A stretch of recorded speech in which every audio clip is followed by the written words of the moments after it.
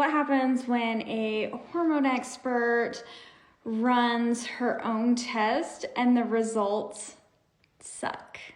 Yep, hi, it is me.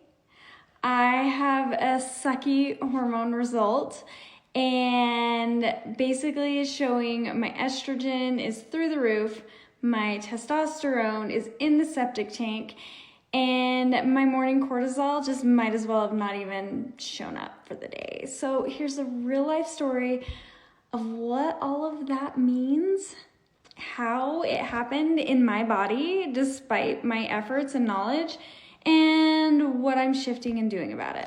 Okay, so what was happening? I like to test a couple times a year, usually, but I was having symptoms, okay? I have been getting headaches, cyclical headaches, and some of them have progressed into full-fledged migraines, like debilitating migraines. I've been having mood swings, which are super fun, higher irritability. I call it the tolerate crap threshold, super low. I've been more bloated. I have been working out, but my ability to get the most out of my workouts, to really try during my workouts, has just been running flat. And obviously I do what all of us women do. I'm like, oh, it's just stress or post-surgery recovery, but I knew better, so I tested. Obviously I ran my favorite hormone optimization testing. I will link it here. What did the results show? My estrogen is very high. My progesterone, even though it looks high, honestly cannot keep up. It can't keep up. That estrogen-progesterone ratio is basically critically low. My testosterone, low. My morning cortisol.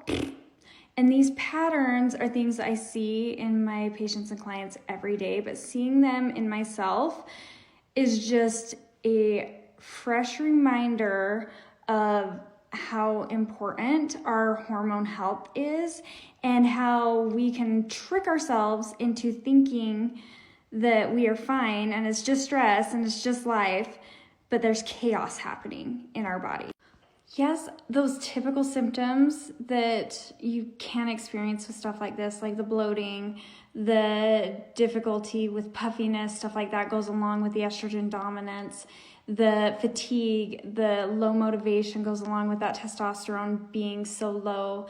The mood, the more irritability, that goes along with the estrogen dominance too. It all tells a story, but there are other things that I've noticed a big difference in how I feel when my hormones are good versus where they're at now. Number one is my confidence.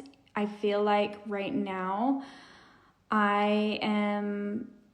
the overwhelm. I'm overwhelmed. I feel like I'm juggling 500 plates and they are all crashing and breaking, and I'm not doing a good job in any area of my life. With my program, I walk through people on, it's called the PTSD of hormones. You gotta look at production. You gotta look at how hormones are transported from point A to point B.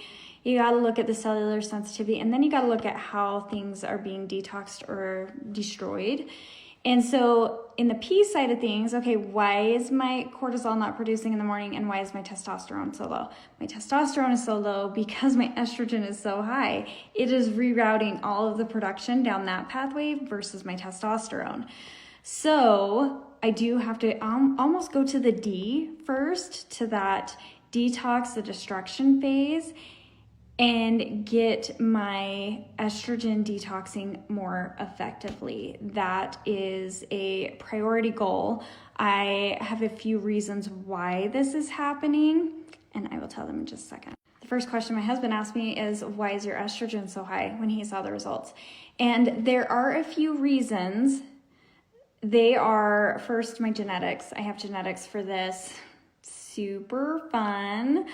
Liver issues, never drank, but my liver is a weak point, and I'm sure my liver is not detoxing efficiently. And 3, I did have surgery this year. It adds stress to the body, and so those 3 things are the reason why my body is not detoxing that estrogen very efficiently at all. I mean, really, I could make this 500 stories long to go in all of the ins and outs of everything, like what genetics are it that are causing this, what is my next steps, like the steps that I'm taking. I can go into that I'm going to be testing my liver enzymes, obviously, and doing work there. I'm going to be testing micronutrients because those are super important in regards to the genetic issues that I have and all the things.